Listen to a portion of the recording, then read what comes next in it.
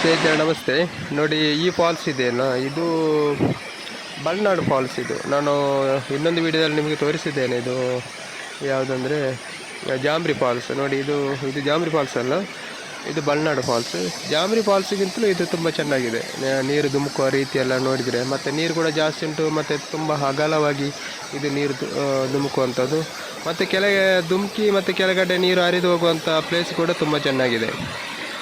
ಇದು ಪುತ್ತೂರು ತಾಲೂಕಿನ ಬಲ್ನಾಡು ಗ್ರಾಮದ ಬಲ್ನಾಡು ಪಕ್ಕ ಇರ್ತಕ್ಕಂಥದ್ದು. ಬಲ್ನಾಡು ಫಾಲ್ಸ್ ಅಂತಲೇ ಇದು ಫೇಮಸ್ ಆಗಿರ್ತಕ್ಕಂಥದ್ದು. ಇಲ್ಲಿ ಕೂಡ ನೀವು ವಿಸಿಟ್ ಮಾಡ್ಬೋದು.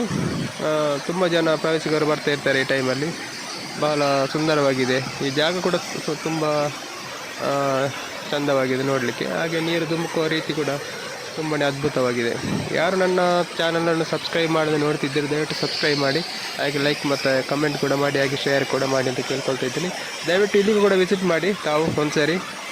ಎರಡು ಪ್ಲೇಸ್ ಕೂಡ ಒಂದೇ ಸಾರಿ ವಿಸಿಟ್ ಮಾಡ್ಬೋದು, ಜಾಂಬ್ರಿ ಫಾಲ್ಸ್ ಮತ್ತು ಬಲ್ನಾಡು ಫಾಲ್ಸ್. ಜಾಂಬ್ರಿ ಫಾಲ್ಸಿಗಿಂತಲೂ ಇದು ತುಂಬ ಚೆನ್ನಾಗಿದೆ ಈ ಪ್ಲೇಸು.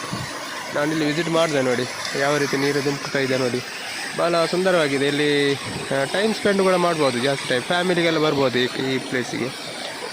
ಬಹಳ ಅದ್ಭುತವಾಗಿದೆ. ಇಷ್ಟೊತ್ತು ವಿಡಿಯೋವನ್ನು ನೋಡಿದ ಎಲ್ರಿಗೂ ಧನ್ಯವಾದಗಳು. Thank you.